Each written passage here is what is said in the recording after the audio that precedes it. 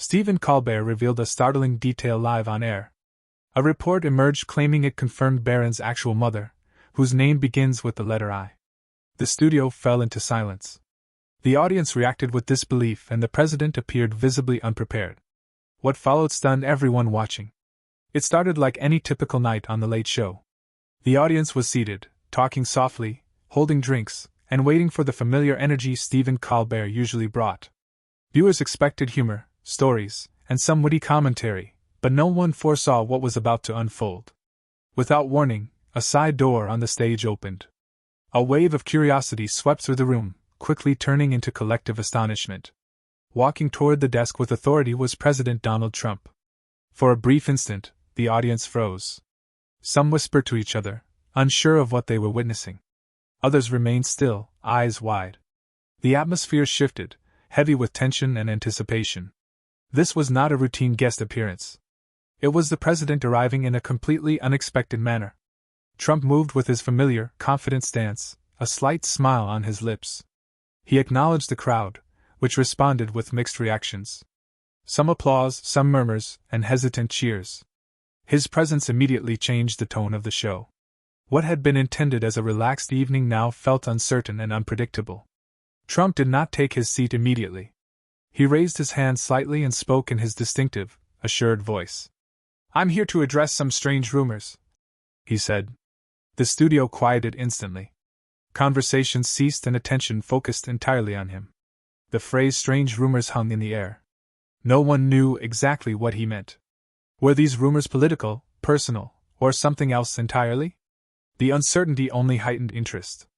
Audience members leaned forward, anticipating clarification. As Trump continued, he spoke confidently, yet his words were indirect. Instead of providing clear answers, his statement circled the topic, generating more questions than resolutions. With each line, curiosity increased. The mood shifted from excitement to a mixture of suspense and unease. People exchanged glances silently, wondering what he was avoiding. Stephen Colbert sat quietly behind his desk, observing carefully. His attention moved between Trump and the audience, reading the room with practiced skill. He showed no visible tension, yet it was clear he was already planning, preparing to guide a conversation that had swiftly become serious. Trump discussed false claims, misinformation, and individuals spreading rumors. Still, the absence of specifics left the audience unsatisfied. His words sounded confident yet ambiguous, like puzzle pieces that did not fit together. Reactions in the room were varied. Some audience members laughed nervously at Trump's familiar expressions. Others watched intently, aware that seeing a sitting president in this context was unusual. The sense of curiosity and skepticism filled the space. What made the moment compelling was not only Trump's presence, but the feeling that something unpredictable could occur at any moment. With Trump's erratic reputation and Colbert's sharp questioning style, the tension was undeniable. Time seemed to slow as Trump paused between statements, letting certain words linger. Every movement seemed meaningful. The audience leaned in, whispering guesses about what might come next. The usual flow of jokes and applause had been replaced by focused attention and quiet anticipation. Eventually, the initial shock gave way to steady expectation. Everyone realized this was genuine. The president was sitting across from Stephen Colbert, prepared to speak and respond directly. The night had clearly changed. This was no longer a standard episode. It had evolved into a moment that could unfold in any direction. By the time introductions concluded, it was apparent that no one in the studio would forget this appearance.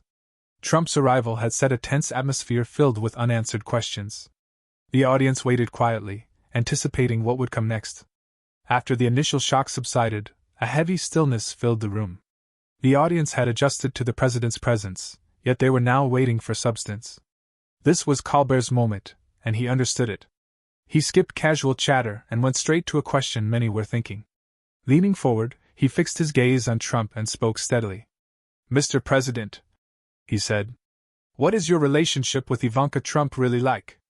The question halted everything. Gasps spread through the studio. It was direct and unexpected. Trump reacted quickly but with unease.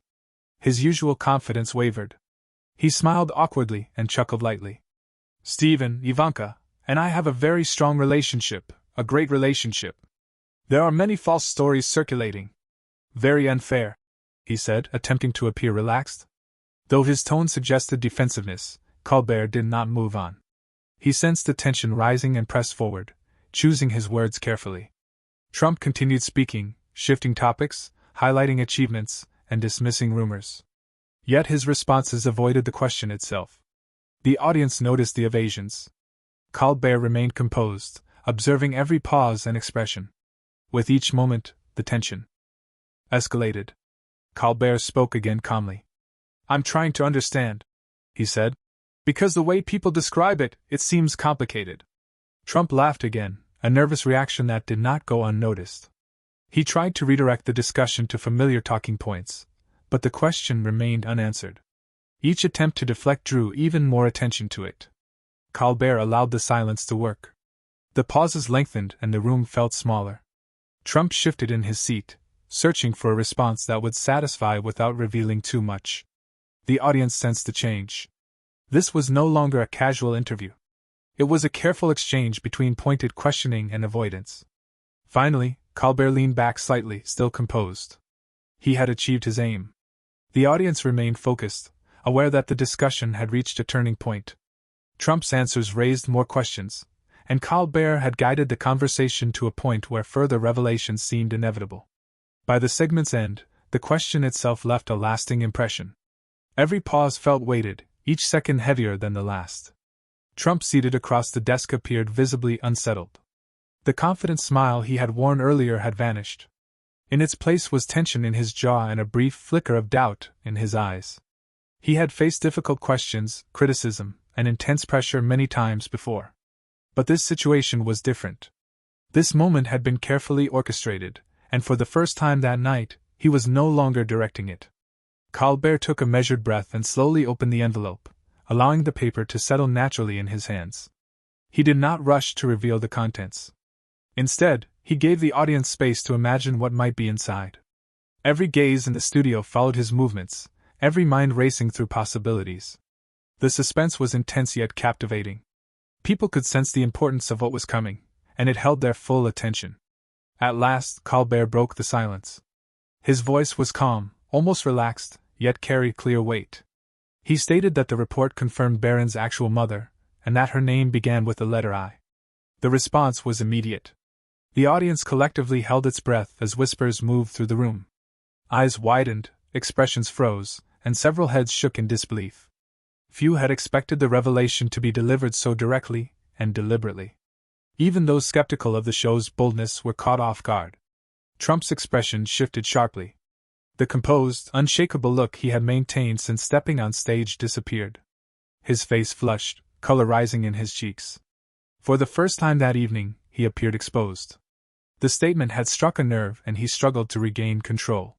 His hands tightened and his normally confident posture faltered. "This is nonsense!" Trump shouted finally, his voice filled with disbelief. "Absolute propaganda! How dare you say this on live television?" His tone blended anger, frustration, and a trace of panic. The balance of power had shifted, and he knew it. The audience sensed it as well. There was no doubt that Colbert now controlled the narrative. Still, Colbert did not raise his voice or argue. He simply lifted the envelope slightly, enough for the audience to see the paper's edge without revealing the name. His steady, deliberate handling of the moment contrasted sharply with Trump's agitation, heightening the tension further. The room buzzed with whispers and speculation. Everyone wanted to know what the envelope contained. Yet, they also recognized that part of the moment's power lay in what remained unseen. Trump stood up, waving his hands in frustration as he tried to reclaim attention. "You will regret this," he said sharply, his voice mixing warning with disbelief. "I'll speak to Barron myself and confirm this nonsense." The audience remained silent, suspended between shock and astonishment. No one moved. The tension was unmistakable, like the calm before a storm. It was evident the night had shifted beyond humor or routine questions. This had become a confrontation, a contest of control, with Colbert clearly leading. Colbert remained composed, expression calm and almost detached. He did not escalate, shout, or attempt to dominate the conversation. Instead, he relied on timing, information, and restraint. The effect was immediate. Trump, who had entered with confidence and authority, was now reacting visibly unsettled. The moment also showcased Colbert's skill as a host. He had done more than ask questions or deliver jokes. He had paced the exchange deliberately, built tension intentionally, and created conditions for the revelation to land with maximum impact. The audience could sense the precision behind it all, the planning that made the moment both surprising and memorable. Even the camera angles reinforced the shift. They captured Trump's changing expressions, the subtle signs of anger and confusion, and Colbert's steady control as he held the envelope. The contrast between them highlighted the transfer of authority from the bold presence of the president to the quiet command of the host. For the audience, it was compelling. They felt the tension, the suspense, and the thrill of witnessing events unfold live. The reveal was more than information. It was a demonstration of timing, strategy, and psychological pressure. Colbert had transformed the situation without shouting or confrontation, relying instead on composure and control. As seconds passed, Trump's frustration became more visible. His voice rose again, but the room had already subtly leaned toward Colbert's calm authority. The audience sensed the shift instinctively. The balance was no longer equal. By the time the initial shock subsided, it was clear the night had changed. The exchange had moved far beyond casual conversation. It had become a tense, memorable encounter in which calm control outmaneuvered bluster, turning the reveal into a moment people would discuss long after the show ended. The atmosphere in the studio had fully transformed. What began as a standard evening of jokes and discussion became something far more intense. Stephen Colbert had taken control, and the report's revelation left the audience in stunned silence. Even the camera seemed to capture the energy, the tension, the whispers, the disbelief.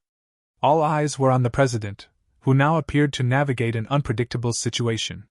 Trump's face still flushed from the exchange, twisted with anger, frustration, and disbelief. He pointed at Colbert, his fingers shaking slightly, as if trying to reclaim authority that had already slipped away. "You'll regret this," he said again, his voice sharp and urgent. "I'll talk to Barron myself and confirm this nonsense." The moment felt almost cinematic. The president, who had arrived confident and in control, now appeared exposed, reacting rather than leading. The power dynamic had fully shifted, and the audience felt it. Even some who had supported Trump earlier now watched closely as he struggled to steady himself. Colbert did not react. He did not argue or retreat. His expression remained calm, nearly serene in clear contrast to Trump's rising intensity. He allowed the tension to linger, letting every word and reaction register. It was clear he understood the value of timing and presence. There was no need to escalate. The moment carried its own weight. Then Trump made a sudden decision. He stood abruptly, his chair scraping against the floor. A brief silence followed as if time paused. Without another word, he stormed out of the studio. The doors closed behind him, leaving a charged emptiness in his absence. The impact was immediate. The audience froze, processing what had just occurred. Some gasped, others whispered in disbelief, and a few laughed nervously. It wasn't only that the president had left, but how he left. Invisible frustration and anger, forcing the room to absorb the aftermath. Colbert leaned back slightly and exhaled. His expression softened into a mix of relief, satisfaction, and quiet amusement. The tension eased, replaced by a shared understanding of the moment. He looked at the audience and said simply, "Well, that just happened." Those words captured the scale of the event perfectly. They acknowledged the shock and chaos without diminishing the moment. The audience responded with laughter, cheers, and stunned murmurs. Cameras kept rolling, recording every reaction and whispered comment. It was clear this had become more than a late-night show. It was now an event, something that would be remembered long after the lights went down. The audience had witnessed a rare mix of authority, timing, and restraint. One person entered with confidence, and another quietly shifted the balance. Colbert, aware of the moment's significance, did not rush to fill the silence. He let the weight of the exit linger. The suspense had been allowed to build naturally, and the result was powerful. People began quietly discussing what had occurred. Questions spread through the room. What would come next? How would the president respond off camera? What was truly in the envelope? Even as music played and the lights dimmed, the audience remained engaged, their thoughts racing. The strength of the moment was not only in the confrontation, but in what followed. Trump's exit left a void filled with anticipation and uncertainty. Everyone understood that the balance of power had shifted, even if briefly, and that they had witnessed something rare. Colbert's handling of the situation was precise. He used patience, timing, and calm assertiveness to guide the evening to its peak. The president's departure did not end the moment. It intensified.